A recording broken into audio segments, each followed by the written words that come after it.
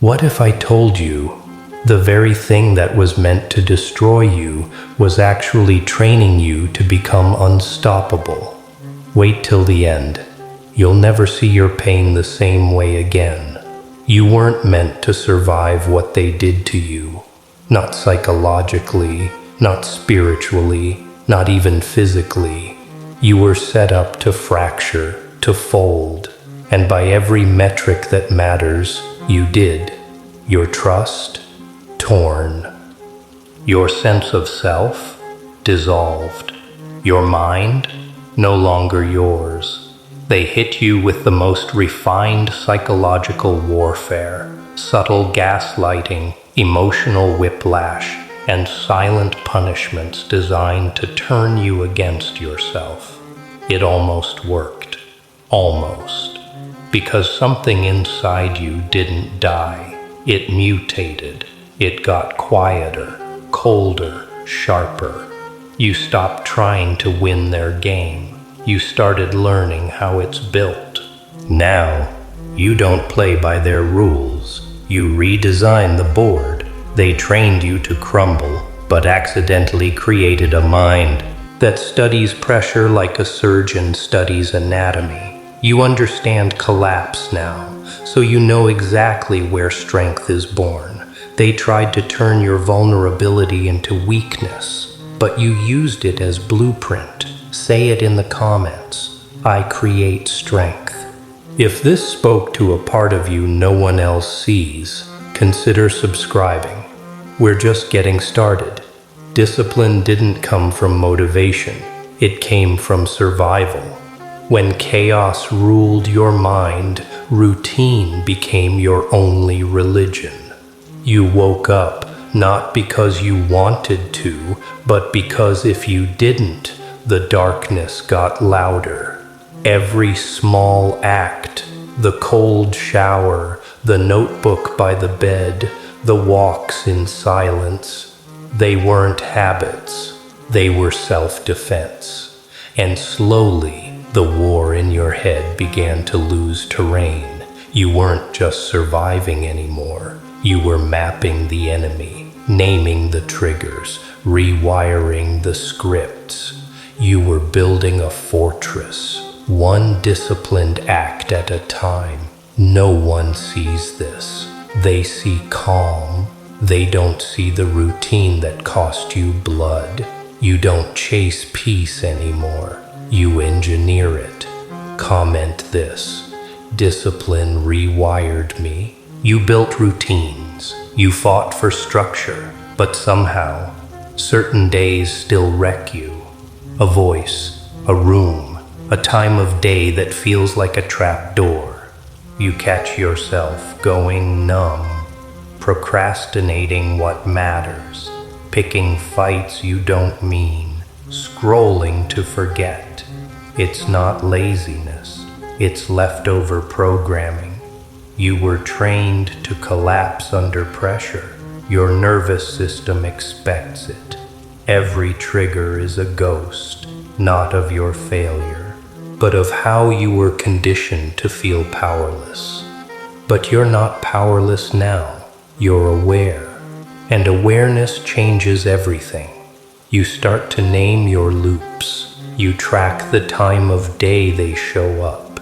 You stop blaming yourself and start debugging. You don't fight the bad habits anymore. You replace them. Preload a task. Rewire a moment. Interrupt the loop. You're not failing. You're in training. Comment this. I break the negative loop.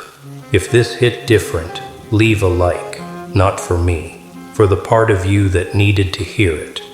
It's easy to look focused when everything's falling apart. But what about when it's calm? No war, no chaos, just you, sitting still but drowning in overthinking. That's when your mind tries to reclaim control, not with force, with noise. Suddenly, 1,000 what-ifs memories sharpen like blades. tasks pile up in your skull. You're not under attack, you're under simulation. The mind hates stillness because it exposes the truth. You don't control your thoughts, you manage your reactions. So you train for silence like others train for storms. You breathe, not to relax, but to reset the battlefield. You let thoughts pass without kneeling to them. You name the intrusions. You don't argue, you observe.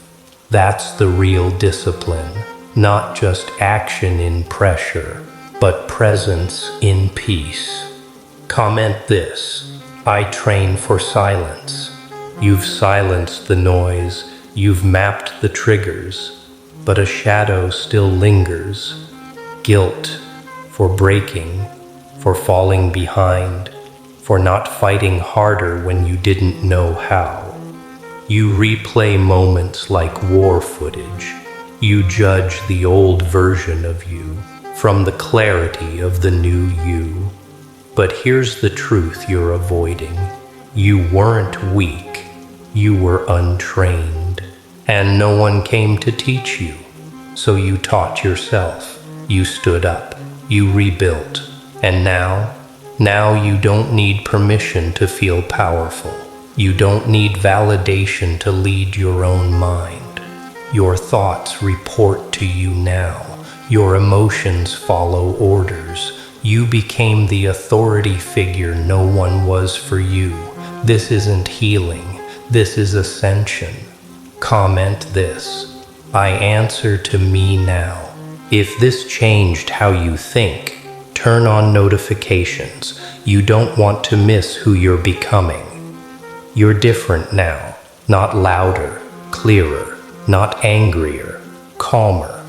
And they don't know what to do with that. The ones who once had power over your emotions, they feel it slipping. Their games don't land like they used to. Your silence feels like judgment now. Your peace feels like resistance. They'll say, you've changed. You're cold. You think you're better than us. Number. You just stopped bleeding in front of people who collected your pain like trophies. You're not rude. You're unavailable, not arrogant, just finally in command. And that scares people who thrived on your chaos. You don't need to explain your peace. You earned it. You enforce it. Comment this: my peace makes noise now. People feel different around you now. Some lean in, some flinch. You haven't said much, but somehow they adjust. You're not just in control of your mind, you're influencing theirs.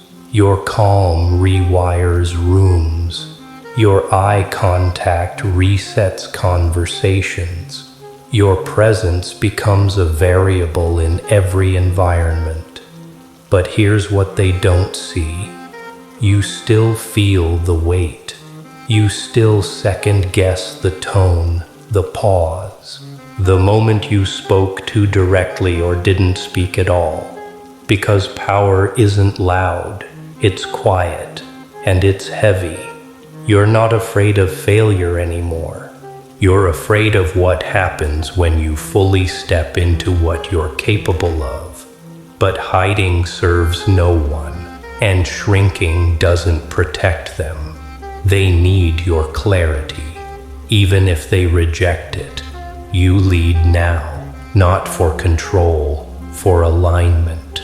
Comment this: I don't shrink anymore. You've mastered your thoughts. You've reshaped your habits. You've influenced the energy of rooms just by showing up. But now comes the real test. Can you build something with it? The world doesn't change with insight. It changes with systems. You can feel the pull to stay in your own space, to keep your power silent, private, safe. But power not expressed is just pressure. You weren't rebuilt to be still. You were sharpened to cut through noise, to lead, to create, to build. Imposter syndrome is a final boss in silence. It whispers, "You're not ready. You're still healing. Someone else can say it better."